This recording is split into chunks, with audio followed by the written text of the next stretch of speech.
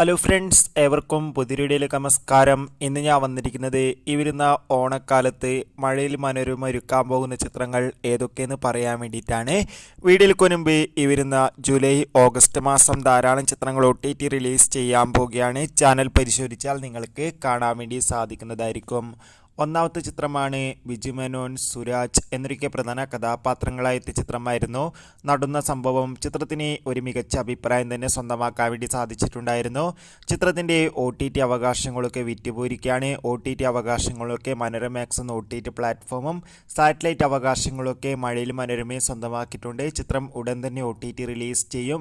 അതോടുകൂടി ചിത്രം ഓണം സ്പെഷ്യലായി മഴയിൽ മനോരമയിലൂടെയും വരുന്നതായിരിക്കും. എന്തായാലും കാത്തിരിക്കാം നടന്ന സംഭവം എന്ന ചിത്രത്തിൻ്റെ കൂടുതൽ അപ്ഡേറ്റിനായി. രണ്ടാമത്തെ ചിത്രമാണ് നാദിർഷയുടെ സംവിധാനത്തിൽ അർജുൻ അശോകൻ നായകനെത്തിയ ചിത്രമായിരുന്നു once upon a time in Kochi. ചിത്രത്തിൽ ഷൈം ടോൺ ചാക്കോയും ഒരു പ്രധാന വേഷത്തിലെത്തിയിട്ടുണ്ടായിരുന്നു. ചിത്രത്തിന് ഒരു ആവറേജ് അഭിപ്രായം സ്വന്തമാക്കാൻ വേണ്ടി സാധിച്ചിട്ടുണ്ടായിരുന്നു.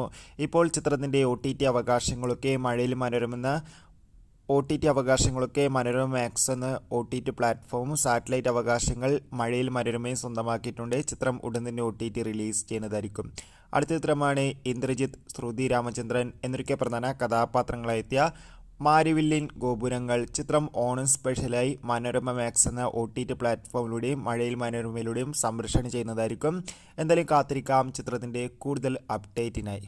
അടുത്തൊരു ചിത്രമാണ് ഉണ്ണി മുകുന്ദൻ, അശോകൻ, മഹിമ നമ്പ്യാർ എന്നൊക്കെ പ്രധാന കഥാപാത്രങ്ങളായെത്തിയ ചിത്രമായിരുന്നു ജയഗണേഷ്. ചിത്രം ഇപ്പോൾ മുതൽ മനോരമാക്സ് എന്ന OTT പ്ലാറ്റ്ഫോമിലൂടെ ലഭ്യമാണ്.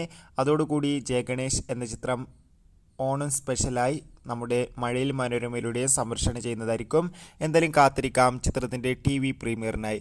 അടുത്ത ചിത്രമാണ് ദിലീപ്, ധർമ്മജൻ, ജോണി ആൻ്റണി എന്നൊക്കെ പ്രധാന കഥാപാത്രങ്ങളായെത്തിയ ചിത്രമായിരുന്നു പവി കെയർ ടേക്കർ. ചിത്രത്തിന് ഒരു അതിഗംഭീരമായ അഭിപ്രായം എന്നല്ല, ഒരു ആവറേജ് അഭിപ്രായം മാത്രമായിരുന്നു സ്വന്തമാക്കാൻ വേണ്ടി സാധിച്ചിട്ടുണ്ടായിരുന്നത്.